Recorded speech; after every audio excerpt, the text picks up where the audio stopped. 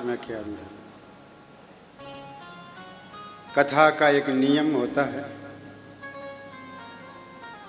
कि कथा श्रवण से पूर्व कथा के महात्म्य श्रवण करना। और महात्म्य का मतलब है महिमा। हम श्रीमद् भागवत कथा श्रवण करने जा रहे हैं। उस भागवत कथा की महिमा क्या है,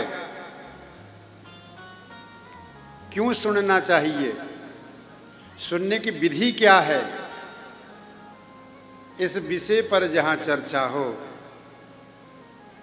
वह है महात्म्य।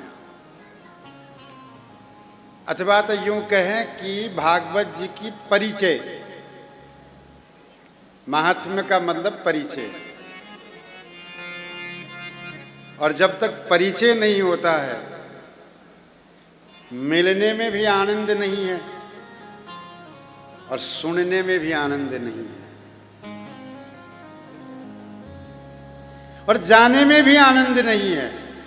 अपरिचित व्यक्ति के यहाँ हम जाते हैं क्या? किसी को हम जानते ही नहीं, उनकी यहाँ मेहमान बनकर जबरदस्ती कोई जाता है?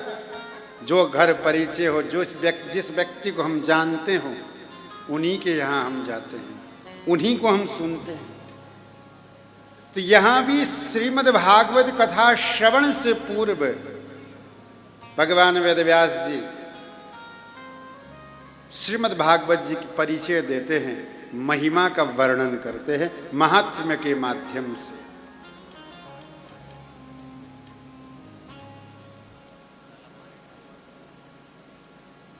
ते महिमा दिए।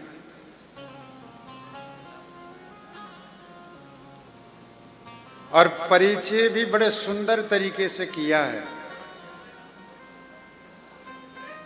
सच्चिदानंद रूपाय विश्वोत्पत्त्यादिहे तवे तापत्रय विनाशाय श्री कृष्णाय वयं नमः।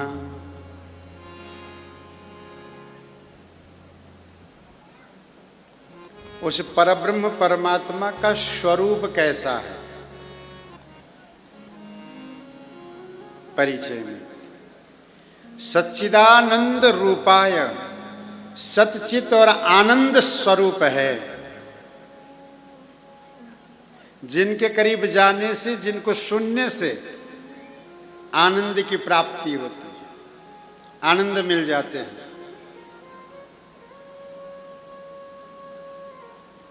क्यों? क्योंकि स्वरूप ही ऐसा है, सच्चिदानंद, सत चित और आनंद स्वरूप। कार्य क्या है? विश्वोत्पत्त्यादिहे तवे, विश्व की उत्पत्ति स्थिति लय आदि के हेतु है परब्रह्म परमात्मा।